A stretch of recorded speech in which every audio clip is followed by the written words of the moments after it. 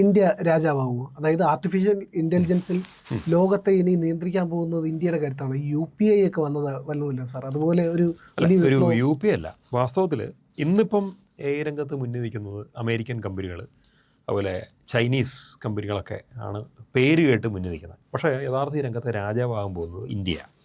ഇന്ത്യയും ചൈനയും വൻതോതിൽ മുന്നേറും. ഇത് രണ്ടിനും മുന്നേറിയേ പറ്റുള്ളൂ. അതിന് ഒരു കാരണമായിട്ട് ഞാൻ പറയുന്നത് രണ്ട് രാജ്യങ്ങളുടെ ജനസംഖ്യ തന്നെയാണ്. ഇപ്പം ആലോചിച്ച് നോക്കുകയാണെങ്കിൽ ആ തരത്തിലേക്ക് ഇപ്പോൾ AI പോയിട്ടില്ല. അപ്പോൾ സിംപിളി ഞാൻ പ്രിയനോട്ട് ചോദ്യം ചോദിക്കുന്നു, പ്രിയൻ AI ഉപയോഗിക്കുന്നത് എന്ത് കാര്യങ്ങൾക്കാണ്? വാർത്തയുടെ വിവരങ്ങൾ നോക്കാം. ഇറ്റ് ഈസ് എ ഗൂഗിൾ അല്ലേ? അതെ, ഒരു പരിധി വരെ ഒരു ഗ്ലോറിഫൈഡ് ഗൂഗിളാണ്. അതെ. അതായത് ഗൂഗിളിൽ നമ്മൾ കുറേ അധികം സൈറ്റുകളിൽ നിന്ന് സെർച്ച് നോക്കി വായിച്ചെടുക്കുന്ന സാധനമൊക്കെ കൂടി നമുക്ക് ഒരു ചോദ്യം ചോദിക്കുക ഒറ്റ ഉത്തരമായിട്ട് കിട്ടും, ക്രോഡീകരിച്ച് കിട്ടും. ഇതിനു വേണ്ടി മാത്രമാണ് നമ്മൾ ഉപയോഗിക്കുന്നത്. ഇതാണ് ഇന്ന് ഭൂരിഭാഗം പേര് ഉപയോഗിക്കുന്നത്. ഞാനും പ്രിയനും ബഹുഭൂരിപക്ഷം ആൾക്കാരും AI ഉപയോഗിക്കുന്നതിന് വേണ്ടിയിട്ടാണ്. പിന്നെ വേറെ ഒരു കൂട്ടം ആൾക്കാർ വീഡിയോസൊക്കെ ഉണ്ടാക്കുന്നുണ്ട്. രാഷ്ട്രീയ പാർട്ടികൾ AI വീഡിയോസ് ഉണ്ടാക്കുന്നുണ്ട്. അതുപോലെ തന്നെ പല ഡിജിറ്റൽ ക്രിയേറ്റേഴ്സും ഇത് യൂട്യൂബിലൊക്കെ ഇന്ന് കാണാം. ധാരാളം റീലുകളിൽ AI വീഡിയോ കാണാം. ചില ചരിത്ര കാര്യങ്ങളൊക്കെ AI വീഡിയോ ആയിട്ട് ഇറക്കുന്നുണ്ട്. അങ്ങനെ അത് താല്പര്യമുള്ള കുറേ പേര്, ഈവൻ മെഡിക്കൽ കാര്യങ്ങൾക്ക്, സയൻസ് എഡ്യൂക്കേഷൻ, ഇങ്ങനെയുള്ള കാര്യങ്ങൾക്കൊക്കെ അത് വന്നുകൊണ്ടിരിക്കണം. പതിയെ തുടങ്ങിയിട്ടുണ്ട് ഒരു ഭാഗത്തുനിന്ന്. കേരളത്തിൽ ഇപ്പോൾ ഞാൻ കണ്ടാക്കണ പലതും തന്നെ കുറച്ചൊക്കെ ചില ചരിത്ര സാധനങ്ങൾ, ചിലപ്പോൾ ചില റൊമാൻറ്റിക് സാധനങ്ങൾ, ചില ആശംസാ കാർഡുകൾ ഉണ്ടാക്കാൻ, ഇങ്ങനെയൊക്കെയാണ് ഇപ്പം AIയുടെ ഒരു ഉപയോഗം കണ്ടേക്കുന്നത്. ഇതൊന്നും അല്ല. AI എങ്ങനെ നമുക്ക് ഉപകാരപ്പെടുമെന്ന് ചോദിച്ചാൽ, ഇപ്പം കയ്യിൽ മൊബൈൽ ഫോണുമായിട്ട് നടക്കുന്ന, അതും ചില പ്രത്യേക ചിന്തകളും രീതികളും ഒക്കെ ആയിട്ട് പോകുന്ന കുറേ ഇൻഫർമേഷൻ കളക്ട് ചെയ്യുന്ന ഏതാനും പേര്, നമ്മളെപ്പോൾ ഉള്ള കുറച്ച് പേര് ഉപയോഗിക്കുന്നതിന് മാത്രമേ നമ്മളിപ്പോൾ AI ആയിട്ട് കാണുന്നുള്ളൂ. പക്ഷേ ഇവിടെ ഒരു വലിയ വേറൊരു ജനവിഭാഗമുണ്ട്, സാധാരണക്കാരൻ, അങ്ങനെയുള്ളവരൊക്കെ ഉണ്ട്. അപ്പോൾ AIയുടെ വേറൊരു ആപ്ലിക്കേഷൻ അങ്ങോട്ട് ഇനി പോകാൻ പോവാണ്. അപ്പോൾ ഇതിനകത്ത് കേന്ദ്ര സർക്കാർ വലിയൊരു ചില സ്റ്റെപ്പുകൾ എടുത്തിട്ടുണ്ട്. അപ്പം ഇതിനിടയ്ക്ക് ഭാഷിണി എന്ന പേരിൽ ഒരു ആപ്പ് ഉണ്ടായി. അതായത് നമ്മൾ ഏത് ഭാഷയിലും സംസാരിക്കാം, പക്ഷേ വേറൊരാൾക്ക് കേൾക്കേണ്ട ഭാഷയിലേക്ക് ട്രാൻസ്ലേറ്റ് ചെയ്ത് ഇമ്മീഡിയറ്റ്ലി കിട്ടുന്നൊരു സംവിധാനം അത് മോഡി തന്നെ ഉപയോഗിച്ചിട്ടുണ്ട്. അപ്പം ഇന്ത്യയുടെ ഭാഷാ പ്രശ്നങ്ങൾ തീർക്കുക എന്നുള്ളതിലാണ് ഗവൺമെൻറ് ഓഫ് ഇന്ത്യ ആദ്യമായിട്ട് AIയുടെ ആപ്ലിക്കേഷൻ കൊണ്ടുവന്നത് തന്നെ. അപ്പോൾ ഇവിടെ പാർലമെൻറ്റിൽ ഇന്ന ഭാഷയിലേ സംസാരിക്കുകയുള്ളൂ എന്നില്ല. നമ്മൾ വേറെ ആളുടെ സംസാരിക്കുമ്പോൾ പോലും നമുക്ക് വേണമെങ്കിൽ ഇത് വെച്ചിട്ട് ഒരു AI വെച്ചിട്ട്, അപ്പോൾ ഇതിൻ്റെ ഈ ടൂളിൻ്റെ നമ്മൾ വേറൊരു കാര്യം, നമ്മളിപ്പോൾ ട്രാൻസ്ലേഷൻ കമ്മ്യൂണിക്കേറ്റ് ചെയ്യുന്നു എന്നുള്ളതിനപ്പുറത്തേക്ക് നമ്മൾ ചിന്തിക്കുകയാണെങ്കിൽ ഒരു ക്ലാസ് റൂമിനെ കുറിച്ച് ചിന്തിക്കുക. പല ഭാഷകൾ പഠിപ്പിക്കണം. AI ഉപയോഗിച്ച് ഭാഷകൾ പഠിപ്പിച്ച് അങ്ങനെ ചെയ്യും. ഇപ്പോൾ ഈയിടെ UP ഗവൺമെൻറ് UPയിലെ സ്കൂളുകളിൽ തെക്കേ ഇന്ത്യ എന്നുള്ള 4 ഭാഷകൾ ഉൾപ്പെടുത്തി. മലയാളം, തമിഴ്, കന്നഡ, തെലുങ്ക് 4 ഭാഷകൾ. അവിടെ ഒരു ത്രിഭാഷാ പദ്ധതി NEPയുടെ ഭാഗമായിട്ട് അത് കൊണ്ടുവരിക. തെക്കേ ഇന്ത്യയിലെ ഭാഷകൾ നോർത്ത് ഇന്ത്യക്കാർ പഠിക്കട്ടെ എന്ന്. എനിക്കൊരു ചോദ്യമുള്ളത്, അവിടുത്തെ സ്കൂളിലൊക്കെ പഠിപ്പിക്കണമെങ്കിൽ ഇതിന് മാത്രം ടീച്ചേഴ്സ് അവിടെ കിട്ടുമോ? ഈ തെലുങ്കും കന്നഡയൊക്കെ അറിയാവുന്നവർ. അപ്പോൾ ഇത്രയും പേർ റിക്രൂട്ട് ചെയ്യേണ്ട ആവശ്യമില്ല. സത്യം പറഞ്ഞാൽ ഒരു AI ടീച്ചറെ വെച്ചിട്ട് ചെയ്യാം. അത് ക്ലാസ്സിൽ ഒരു AI ടീച്ചർ മതി. ഒരു പ്രൊജക്ടർ വയ്ക്കുന്നു, സ്ക്രീനുണ്ട്, അവിടെ ആവശ്യത്തിനുള്ള മൈക്കും സിസ്റ്റമൊക്കെ ഉണ്ട്, സ്പീക്കറൊക്കെ ആയിട്ട് എല്ലാം റെഡിയാക്കി വെച്ചിട്ട് AI ടീച്ചർക്ക് പഠിപ്പിക്കുക അവരെ. അത് വളരെ ഈസിയാണ്. കുറച്ച് ഇൻട്രാക്ഷൻ ചിലപ്പം തുടക്കകാലങ്ങളിൽ കുറവായിരിക്കും മാത്രമേ ഉള്ളൂ. പക്ഷേ പിള്ളേർക്ക് പഠിക്കാൻ പറ്റും. ക്ലാസ് റൂമുകളിൽ ഭാഷ മാത്രമല്ല എന്തും പഠിപ്പിക്കാൻ ഇങ്ങനെ പറ്റും. പണ്ടത്തെ കാലത്ത് നമ്മുടെ ക്ലാസ് റൂമുകളിൽ നിങ്ങളിങ്ങനെ ഇത് ടെസ്റ്റ് ട്യൂബാണോ സങ്കല്പിക്കുക എന്ന് പറഞ്ഞിട്ട് വിരലിങ്ങനെ പിടിച്ച് ഇങ്ങനെ ഒഴിക്കുന്നു. ഇതെല്ലാം തന്നെ നാളെ AI വീഡിയോസായിട്ട്. അപ്പോൾ ക്ലാസ് റൂമുകളിൽ ഉണ്ടാക്കാൻ പോകുന്നൊരു വിപ്ലവം വേറെയായിരിക്കും. അതിൻ്റെ ഒരു പ്രത്യേകത എന്ന് വെച്ചാൽ, നമുക്ക് മുൻകാലങ്ങളിൽ ഇപ്പോൾ വീഡിയോ നമുക്ക് ഉണ്ടാക്കാൻ മേലായിരുന്നോ ഒരു ചോദ്യമുണ്ട്. ശരിയാ, ഒരാളെ നിർത്തണം, അതിന് ഷൂട്ട് ചെയ്യണം, എല്ലാം വേണം. ഇതിന് പകരം നമുക്ക് എന്താണോ, എന്ത് ക്ലാസ്സാണ് എടുക്കേണ്ടത്, അത് കെമിസ്ട്രി ആണോ ഫിസിക്സ് ആണോ, അതിലെ മാതൃകകൾ നമുക്ക് ചലിക്കുന്ന രൂപങ്ങളായിട്ട് കാണിച്ച്, വിഷ്വൽസായിട്ട് കാണിച്ച്, അത് മൂവിയായിട്ട് കാണിച്ച് കൊടുക്കുന്ന ഒരു AI വീഡിയോ വേണം എന്നുണ്ടെങ്കിൽ ഇതുണ്ടാക്കാൻ എത്ര നേരം വേണം? പറ്റിയൊരു AI ടൂൾ ഉണ്ടെങ്കിൽ അതിന് പ്രോംപ്റ്റിങ് കൊടുത്താൽ മതി. പ്രോപ്പർ പ്രോംപ്റ്റ് ഉണ്ടാക്കി കൊടുത്താൽ കുട്ടികൾക്ക് പഠിപ്പിക്കാനുള്ള നല്ലൊരു സാധനം അവിടെ കിട്ടുകയാണ്. ഇതുപോലെ എത്രയോ, ഇപ്പോൾ പല ആൾക്കാരും AI വീഡിയോസ് ഉണ്ടാക്കുന്നത് വേറെ പല കാര്യങ്ങൾക്കാണ്. പക്ഷേ ക്ലാസ്സുകളിലേക്ക് AI ചെന്നാൽ, ഇതിപ്പോൾ ടീച്ചേഴ്സിൻ്റെ ജോലി കളയുന്നൊക്കെ പറഞ്ഞ ചില വാദങ്ങൾ വരാം. അങ്ങനെ ജോലിയൊന്നും പോവില്ല. പക്ഷേ ഇന്നത്തെ എവിടെയാണോ പോരായികൾ നമുക്കതിനെ പരിഹരിക്കാൻ പറ്റും.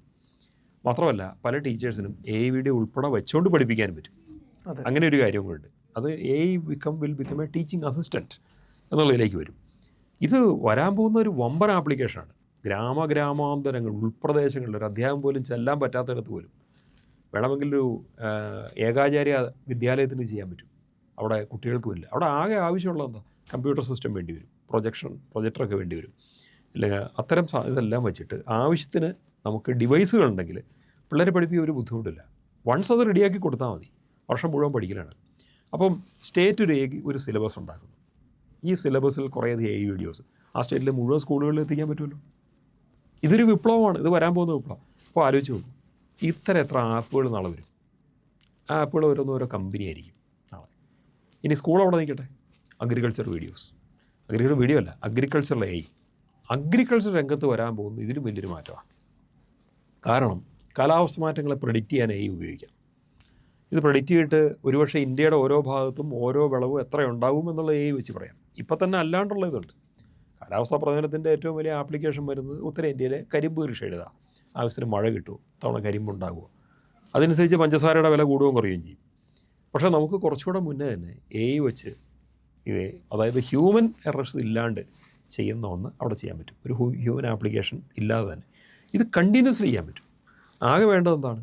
സാറ്റലൈറ്റിൽ നിന്ന് വന്നുകൊണ്ടിരിക്കുന്ന ISROയുടെ കയ്യിൽ നിന്ന് കിട്ടിക്കൊണ്ടിരിക്കുന്ന ഡേറ്റ കണ്ടിന്യൂസ്ലി ഒരു കമ്പ്യൂട്ടറിലേക്ക് വന്നുകൊണ്ടിരിക്കുക. ഈ കമ്പ്യൂട്ടറിൽ AI ടൂൾസ് ഇതിനെ വിശകലനം ചെയ്യുക. എന്നിട്ട് അതിൻ്റെ ഔട്ട്പുട്ട് നിർദ്ദേശങ്ങളായിട്ട് സർക്കാർ ഡിപ്പാർട്ട്മെൻറ്റുകൾക്കും പൊതുജനങ്ങൾക്കും പോയിക്കൊണ്ടിരിക്കുക. അപ്പോൾ ഇതിൽ നിന്ന് തന്നെ ധാരാളം കാര്യങ്ങൾ ചെയ്യാൻ പറ്റും. അതിനനുസരിച്ച് നമുക്ക് ഓരോരോ പ്രൊഡ്യൂസിൻ്റെയും വിലകൾ വേരിയേഷൻ വരും. ഏത് മാർക്കറ്റിൽ എങ്ങോട്ട് എന്ത് പോകണം എന്നുള്ളത്, എവിടെ ഏത് കുറവുണ്ടെന്നുള്ളത്, എങ്ങോട്ട് എന്ത് വരുത്തണം എന്നുള്ളത്, ഇങ്ങനെ എത്രയോ കാര്യങ്ങൾ നമുക്ക് മുൻകൂട്ടി, അതായത് ഒരു സിംഗിൾ വിൻഡോ സിസ്റ്റത്തിൽ കൂടെ ചെയ്യാൻ പറ്റും. മറ്റേ അനേകായിരം ആൾക്കാർ പലയിടത്തിലും ചെയ്യുന്നൊരു കാര്യമാണ് ഓൾറെഡി. ഇതെല്ലാം മാറ്റം വരുത്താം. അപ്പോൾ കർഷകർക്ക് വളരെയധികം ഉപകാരപ്പെടും. സത്യം പറഞ്ഞാൽ അവരുടെ വിള വർദ്ധിക്കും, കിട്ടാനുള്ള വിലകളുടെ കാര്യത്തിൽ മെച്ചം ഉണ്ടാവും, മാർക്കറ്റുകളും കണക്ട് ചെയ്യാൻ പറ്റും ഇതൊക്കെ വെച്ചിട്ട്. ഇങ്ങനെ ധാരാളം കാര്യങ്ങൾ ഒരു വശത്തുകൂടി നടക്കാം. അപ്പോൾ എഡ്യൂക്കേഷനിലും ഇനി രണ്ടും അല്ലാതെ നമ്മൾ ചിന്തിക്കേണ്ട വേറൊരു കാര്യമുണ്ട്. നമ്മൾ പോയിട്ടൊരു ബ്ലഡ് ടെസ്റ്റ് ചെയ്തു, ലാബ് റിസൾട്ട് നമുക്ക് കിട്ടി അല്ലേ? അതെ. ഇതിൻ്റെ സമഗ്രമായൊരു വിശകലനം ചെയ്യാൻ പറ്റും. അതുപോലെ തന്നെ ഗ്രാമാന്തരങ്ങളിലേക്ക്, ഉൾപ്രദേശങ്ങളിലേക്ക് ഡോക്ടേഴ്സിൻ്റെ സഹായം, പ്രത്യേകിച്ച് രോഗനിർണയത്തിന് വേണ്ടിയിട്ട് അതിനുവേണ്ടി ചെയ്യാം. അപ്പോൾ ലാബ് ഡേറ്റ നമ്മൾ യൂട്ടിലൈസ് ചെയ്യുന്ന തൊട്ട് അതിനെ വിശകലനം ചെയ്യുന്നുള്ളത് തൊട്ട് ഡോക്ടേഴ്സിൻ്റെ സഹായം വരെ. നാളെ ഡോക്ടർ റോബോട്ട്സ് ഉണ്ടാകുമ്പോൾ ചികിത്സിക്കുന്നവർ, നഴ്സുമാരും ഒക്കെ, ഇവർക്കൊക്കെ ഈ AI വെച്ചിട്ടുള്ള ട്രെയിനിങ് കൊടുക്കേണ്ടി വരും. അപ്പോൾ മാത്രമേ ഇത് കംപ്ലീറ്റ് ആവുള്ളൂ. അപ്പോൾ ഒരു രോഗിയെ സംബന്ധിച്ചുള്ള സമഗ്രമായ പഠനം, അയാളുടെ കോൺസ്റ്റിറ്റ്യൂഷൻ, അയാളുടെ ലാബ് റിപ്പോർട്ട് എല്ലാം ഇത് വെച്ചിട്ട് നമ്മുടെ റോബോട്ടിന് അദ്ദേഹത്തെ ചികിത്സിക്കണമെങ്കിൽ അതിനുള്ള ട്രെയിനിങ് മുഴുവൻ AI ആയിരിക്കും. ഇത്രയും ഞാൻ പറഞ്ഞത് 3 കാര്യങ്ങളൊന്നും അല്ല. ഒന്ന് ആലോചിച്ച് നോക്കൂ. ഇതൊക്കെ എത്ര ബിസിനസ്സുകളായിട്ട് മാറും. ആ റോബോട്ട് ഉണ്ടാവണം, അതിനെ ട്രെയിൻ ചെയ്യിക്കണം. ഇതിനൊക്കെ എത്ര കമ്പനികൾ വരും. ഒരു കമ്പനിയെ കൊണ്ടൊന്നും ഇന്ത്യയുടെ 140 കോടി ജനങ്ങളുടെ ആവശ്യം ഫുൾഫിൽ ചെയ്യാൻ പറ്റില്ല. ഓരോ സ്ഥലത്തും ഓരോന്ന് വേണ്ടി വരും, ഓരോ പ്രദേശത്തനുസരിച്ച് ഓരോന്ന് വേണ്ടി വരും. അപ്പം ഇത്തരം ഡോക്ടേഴ്സുള്ള AI വെച്ചിട്ടുള്ള റോബോട്ട്സ് ഡോക്ടേഴ്സായിട്ടിരിക്കുന്ന ക്ലിനിക്കുകൾ പലയിടത്ത് എസ്റ്റാബ്ലിഷ് ചെയ്യേണ്ടി വരും. കാരണം ഇപ്പം കേരളത്തിൽ ഡോക്ടേഴ്സിൻ്റെ എണ്ണം ജനസംഖ്യാനുപാതമായിട്ട് നോക്കുകയാണെങ്കിൽ കൂടുതലാണെങ്കിലും ഇന്ത്യയിലെ പല സ്റ്റേറ്റിലും അതല്ല, ആവശ്യത്തിനായിട്ടില്ല. ഉൾപ്രദേശങ്ങളിൽ ചികിത്സാ സൗകര്യങ്ങൾ എത്തുന്നില്ല. അങ്ങനെയൊക്കെ ഉള്ളിടത്ത് സ്കൂളുകളിലേക്ക് ടീച്ചേഴ്സിൻ്റെ അഭാവം ഉണ്ടെങ്കിലും ഗ്രാമങ്ങളിൽ ഡോക്ടേഴ്സിൻ്റെ അഭാവം ഉണ്ടെങ്കിലും അവിടെ പലതും ഇങ്ങനെ പരിഹരിക്കാൻ പറ്റും. ഇതിനൊക്കെ വേണ്ടത് ഇപ്പം റോബോട്ടിക് സർജറിയൊക്കെ ഒരു ഭാഗത്ത് വേറെ വരുന്നു. പക്ഷേ അതിന് മുമ്പ് ഈ രോഗിയുടെ കാര്യം ഒന്ന് നോക്കി പരിശോധിക്കാൻ, അതുപോലെ തന്നെ ഈ AI വെച്ചിട്ട് രാജ്യത്തുണ്ടാകുന്ന സകലവിധ രോഗങ്ങളുടെയും അതുപോലെ പകർച്ചവ്യാധികളുടെ ഇൻഫർമേഷൻ ഒരുമിച്ച് കിട്ടാനും അതിനെ സംബന്ധിച്ചുള്ള വിശകലനം നടത്താനും അതൊക്കെ റിസർച്ചിൽ ഉപയോഗിക്കാനും ഇങ്ങനെയൊക്കെ ആയിട്ട് നിരവധി കാര്യങ്ങൾ ഇവിടെ വരുവാണ്. എന്തായാലും നമ്മുടെ ഗവൺമെൻറ് ഓഫ് ഇന്ത്യ AI രംഗത്ത് വരാൻ പോകുന്ന മാറ്റങ്ങൾ എന്തൊക്കെ വേണമെന്ന് മുൻകൂട്ടി നിശ്ചയിച്ചിട്ടുണ്ട്. അതിലേക്ക് പലതും വരുമെന്നുള്ള പ്രതീക്ഷയുണ്ട്. ആ പ്രതീക്ഷയെ പരിപൂർണ്ണമാക്കാൻ പോകുന്നത് നമ്മളെ ചെറുപ്പക്കാരായിരിക്കും. വെറുതെ ചെറുപ്പക്കാർ ഈ ഗൂഗിൾ പോലെ ജെമിനിയെയും ChatGPT ഉപയോഗിക്കുന്ന ആൾക്കാരുടെ കാര്യമല്ല ഞാൻ പറഞ്ഞത്. സ്റ്റാർട്ടപ്പുകൾ തുടങ്ങാൻ പോകുന്ന ആൾക്കാരാണ്. ഇന്ന് തന്നെ ലോകത്തെ ഏറ്റവും വലിയ സ്റ്റാർട്ടപ്പുകളുടെ കേന്ദ്രം എന്ന് പറയുന്നത് ഇന്ത്യയാണ്. വിവിധ രംഗങ്ങളിൽ, അതായത് ബിടെക്കൊക്കെ പഠിക്കുന്ന ഓരോ ചെറുപ്പക്കാരൻ്റെ ആഗ്രഹം ഒരു കമ്പനിയുടെ CEO ആവുക എന്നുള്ളതാണ്. ഒരു കമ്പനി സ്ഥാപിച്ച് CEO ആവണം. ഇന്നൊരു കമ്പനി സ്ഥാപിക്കാനായിട്ട് ഒരു കമ്പനി രജിസ്ട്രേഷനും പിന്നെ ഒരു ആപ്ലിക്കേഷൻ ഉണ്ടാക്കിയാൽ മതി. അല്ലാതെ അതിന് പോയിട്ട് പ്രത്യേക ഓഫീസ് വേണമെന്നില്ല. ഓഫീസ് വേണോ, നിങ്ങൾക്കൊരു വിർച്വൽ ഓഫീസ് സെറ്റ് ചെയ്യാം. പ്രതിമാസം 1000 രൂപ താഴെ ചിലവ് നിങ്ങൾക്ക് വിർച്വൽ ഓഫീസ്. നിങ്ങളുടെ കമ്പനിയുടെ പ്രവർത്തനം മുഴുവൻ ഒരു മൊബൈൽ ആപ്ലിക്കേഷനിൽ കൂടെ നടക്കും. ആ ആപ്പ് വഴി കാര്യങ്ങൾ നടക്കുന്നു. നിങ്ങളുടെ പ്രവർത്തനങ്ങൾ മുഴുവൻ ക്രോഡീകരിക്കാനായിട്ട് AI ഉണ്ടാകും. AI തന്നെ ബിസിനസ്സാക്കി മാറ്റുന്നു. AI വെച്ചുള്ള ബിസിനസ്സുകൾ ഇത്തരം ആപ്പുകളിൽ കൂടി നമുക്കൊരു മൊബൈൽ ഫോണിൽ നിന്നുകൊണ്ട് ഒരു കമ്പനി രജിസ്ട്രേഷൻ വെച്ചിട്ട് ചെയ്യാൻ പറ്റും. ഒരു തൊഴിൽ ദാതാവാകാനും പറ്റും.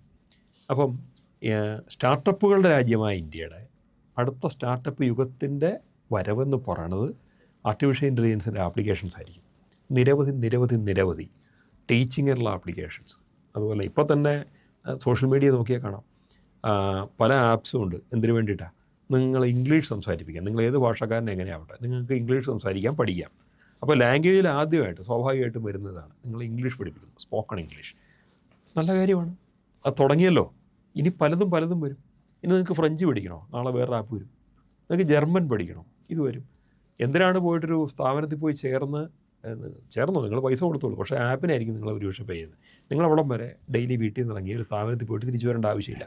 നിങ്ങൾക്ക് വീട്ടിൽ ഇരുന്ന് പല കാര്യങ്ങളും ചെയ്യാം. നിങ്ങളുടെ ഒരു മൊബൈൽ വഴി നിങ്ങളുടെ കൂടുതൽ കാര്യങ്ങൾ. ഇതിൻ്റെ അർത്ഥം എന്താണെന്ന് ചോദിച്ചാൽ നമ്മുടെ സമയം വേസ്റ്റ് ആകുന്ന ഒഴിവാകും. നമുക്ക് കൂടുതൽ ക്രിയേറ്റീവ് ആകാൻ പറ്റും. ഈ സമയം ഇടസമയം നമ്മൾ യാത്രയ്ക്ക് വേണ്ടി ഉപയോഗിക്കുന്നതൊക്കെ ക്രിയേറ്റീവായിട്ടുള്ള കൂടുതൽ കാര്യങ്ങൾക്ക് ഉപയോഗിക്കാൻ പറ്റും. അതിൽ നിന്ന് പുതിയ ആവശ്യങ്ങൾ വരും. അതിനെ ഫുൾഫിൽ ചെയ്യാനും AI ആയിട്ടുള്ള ടൂളുകൾ നാളെ വേറെ വന്നെന്ന് വരും. അപ്പോൾ ഇവിടെ ഇന്ത്യയുടെ പ്ലസ് പോയിൻ്റ് എന്താണെന്ന് വെച്ചാൽ 140 കോടി ജനങ്ങളുണ്ടെന്നുള്ളതാണ്. അത്രയും ജനങ്ങളുണ്ടെങ്കിൽ അത്രയും ആവശ്യങ്ങളുണ്ട്. ഇപ്പം അരിയുടെ ഉൽപ്പാദനം ഒന്ന് ആലോചിച്ച് നോക്കുക. അരിയും ഗോതമ്പും 140 കോടി ആൾക്കാർക്കും വേണം. 5 കോടിയുള്ള ആൾക്കാരുള്ള രാജ്യവും 140 കോടിയുള്ള തമ്മിൽ വ്യത്യാസമുണ്ട് അല്ലേ? അവിടെ 5 കോടിക്കുള്ള പ്രൊഡ്യൂസ് ആകും, ഇവിടെ 140 കോടിക്കുള്ള വേണം. അപ്പോൾ അത്രയും കൃഷിസ്ഥലങ്ങൾ വേണം, അത്രയും വിത്ത് വേണം, അത്രയും വളം വേണം, അത്രയും പണിക്കാർ വേണം. അത് അത്രയും വലിയ ബിസിനസ് ഉണ്ടാകുന്നതിൻ്റെ അർത്ഥം. അതുപോലെ തന്നെയാണ് AI കാര്യത്തിലും. ജനസംഖ്യ കൂടുന്നതുകൊണ്ടൊരു വലിയൊരു ബിസിനസ് എക്സ്പാൻഷൻ ഇവിടെ വരും. അതുകൊണ്ട് തന്നെ ഇവിടെ വരാൻ പോകുന്നത് വൈവിധ്യമാർന്ന AI ബിസിനസ്സുകളായിരിക്കും. അത് ഇത്രയും പേരിലേക്ക് എത്തിക്കുന്നതോടെ ലോകത്തെ ഏറ്റവും വലിയ AI രാജാവായിട്ട് തന്നെ ഇന്ത്യ മാറുകയും ചെയ്യും. പിന്നെ നമ്മൾ വെറുതെ മറ്റു രാജ്യത്ത് കാണുന്ന AI കുറേ സാധനം ഇവിടെ കോപ്പിയല്ല ചെയ്യുന്നത്. ഇന്ത്യക്ക് ആവശ്യമുള്ള ഇന്ത്യയുടേതായിട്ടുള്ള അനേകം സാധനങ്ങളുണ്ട്. ഇന്ത്യക്ക് ആവശ്യമുള്ള AI ആപ്പുകൾ ഇവിടെ ഉണ്ടാവും, ലോകത്തിന് ആവശ്യമുള്ളതുണ്ടാവും. പുതിയ ടെക്നോളജി നമ്മളിതിലേക്ക് കൊണ്ടുവരും. ഇതെല്ലാം കൂടെ ചേർന്ന് ലോകത്തെ ഭരിക്കുന്നത്. അവിടെയും ഇന്ത്യയായിട്ട് ഒരുപക്ഷെ കോമ്പീറ്റ് ചെയ്യാൻ പോകുന്നത് ചൈന മാത്രമായിരിക്കും. ഇന്ത്യയും ചൈനയും, ഈ 2 രാജ്യങ്ങൾ. അതിൽ തന്നെ ഇന്ത്യയായിരിക്കും നമ്പർ 1 ആയിട്ട് നിൽക്കുക. കാരണം നമ്മുടെ IT എഞ്ചിനീയേഴ്സ്, സോഫ്റ്റ്വെയർ പേഴ്സൺസ് ലോകത്തെ ഏറ്റവും മികച്ചവരാണ്. അവർ പുതിയൊരു ഭാവി ഇന്ത്യക്ക് വേണ്ടി സൃഷ്ടിക്കും, ആർട്ടിഫിഷ്യൽ ഇൻ്റലിജൻസ് കൂടി.